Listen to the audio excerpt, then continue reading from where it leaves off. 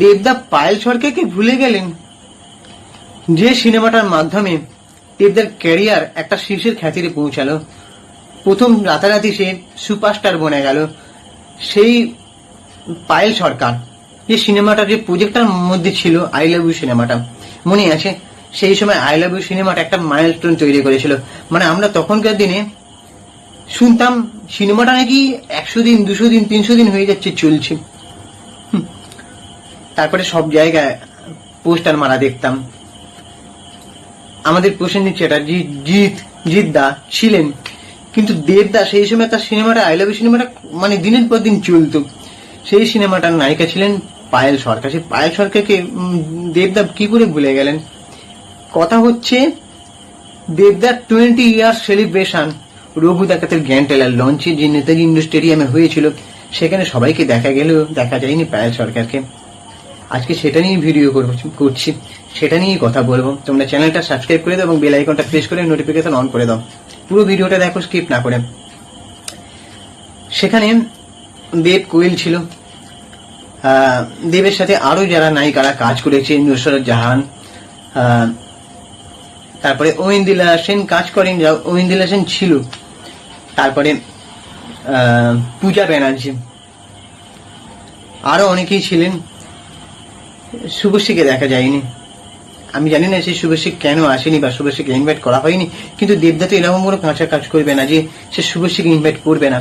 হয়তো শুভশ্রী আসেনি, কোনো কাজে ব্যস্ত ছিল বা ব্যস্ত রেখেছিলেন নিজেকে, যাতে আসতে না, এরকম হতে পারে। কারণ একটা কন্ট্রোভার্সি ক্রিয়েট হয়েছিল তাদেরকে নিয়ে।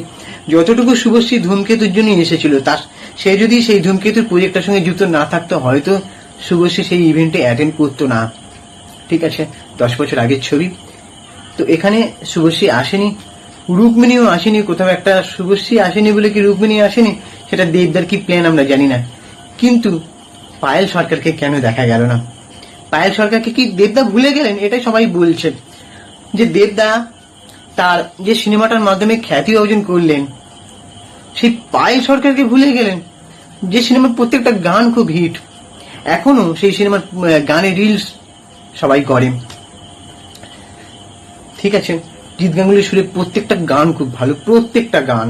ঠিক আছে, সেই পায়েল সরকার সেই অনুষ্ঠানটা আসলে, অনুষ্ঠানটা একটা বলতে গেলে মানে আরো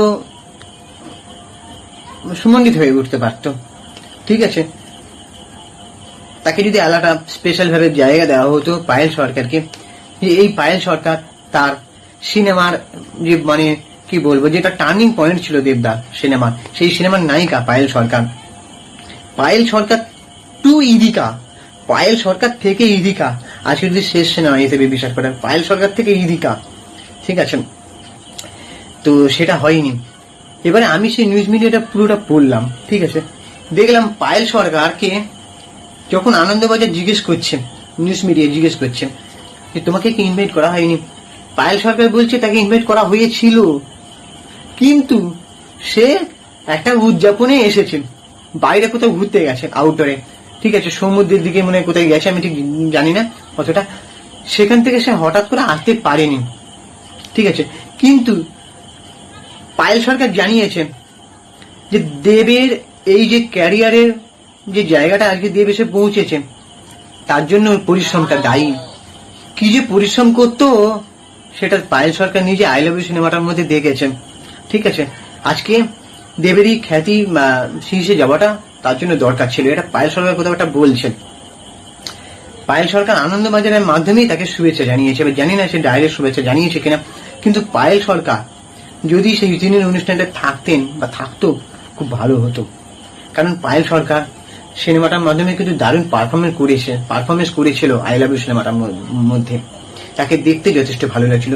পায়েল সরকারের হাইটটা একটু শর্ট, দেব তো অ্যাকচুয়ালি মানে 6 ফুটের উপরে লম্বা, তার হাইটটা একটু শর্ট লাগছিল, কিন্তু ভালোই লাগছিল যতটুকু পারফর্ম সে করেছেন। প্রত্যেকটা গান, নাচ সবকিছু ভালো ছিল, কিন্তু সেই পায়েল সরকারকে যদি দেখা যেত ভালো হতো।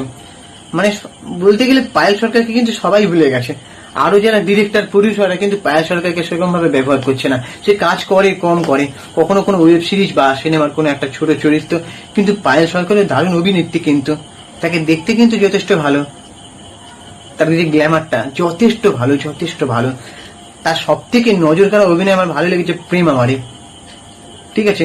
তার যে লুক অ্যান্ড ফিলটা ছিল পায়েল সরকারের, তার যে ফিগারটা একটু হেলদি হয়ে গেছিল, কিন্তু তাকে বেশ বেশ ভালো লাগছিল। এই জাগেরে জাগেরে গানটা তাকে বেশ ভালো লাগছিল, সৌমের সঙ্গে ভালো লাগছিল। তো পায়েল সরকারের আরো ছবি করা দরকার। কোথাও একটা দেবদা যদি তার তো প্রযোজনা সংস্থা, দেবদা তো এত নায়িকাকে চান্স দিচ্ছেন। হ্যাঁ, আবার আর একটা কথা আমি বলতে ভুলে গেছি, পায়েল সরকার এই কথাটাও কোথাও একটা আক্ষেপে সুরে জানিয়েছে কি জানি না। পায়েল সরকার বলছে যে দেব তো এখন পুরনো নায়িকাদের সঙ্গে কাজ করে না, ঠিক আছে। তো আমার মতে মনে হয় দেবদা যদি তার প্রযোজনা সংস্থার মাধ্যমে পায়েল সরকারকেও যদি কোনো চরিত্র দেয়, তার নেক্সট কোনো প্রজেক্টে, ঠিক আছে, সেটা ভালো হবে, আমার মতে ভালো হবে। বা দুটো নায়িকা থাকুক, সেখানে পায়েল সরকারের একটা গুরুত্বপূর্ণ চরিত্রে থাকুক, ভালো হবে। তাকে কিন্তু ভুলে গেলে চলবে না। দেবদার কিন্তু টার্নিং পয়েন্ট যে সিনেমাটা, সেটার নায়িকা সেই পায়েল, ঠিক আছে। এবার বাকি তোমাদের কি ওপিনিয়ন তোমরা জানাও, এবং চ্যানেলটাকে সাবস্ক্রাইব করে দাও। আর আমার কথা ভালো লাগলে তোমরা অবশ্যই জানাও যে হ্যাঁ সত্যি ঠিকই বলেছি, পায়েল সরকার সত্যি দেবদার জীবনে একটা টার্নিং পয়েন্ট। ইদিকা আজকে যেমন ভাগ্য লোকী, কিন্তু জানতে হবে যে পায়েল সরকার টু ইদিকা পাল আজকে হয়েছে। কিন্তু সে পায়েল সরকারও বলতে গেলে কিন্তু দেবদার জীবনে মোড় ঘুরিয়ে দিয়েছিল, আরো মোড় ঘুরিয়ে দিতে পারে তাকে, হয়তো সেরকম ভাবে যদি চরিত্র দেওয়া হয়, সেটুকু বিশ্বাস আমাদের আছে।